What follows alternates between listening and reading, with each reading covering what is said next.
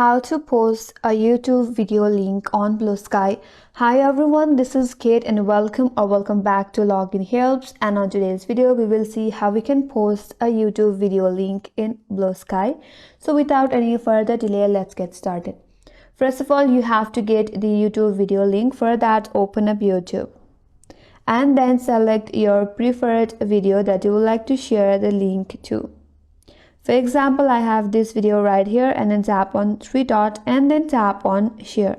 Now you have to copy the link. Once you have copied the link, now you have to get back and open Bluesky in your device and log in with your account. If you're already logged in, you will land in your home page. Now under this home page, navigate to bottom right corner and there this blue icon. Tap on it. Now here you can post anything in your account. Now to post the link that you have copied recently, all you have to do is paste the link right here.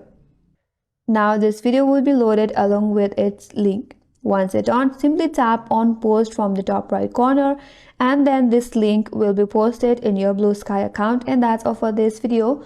Hope this video was helpful. If you're new to our channel, consider subscribing. Thanks for watching and stay tuned for more videos.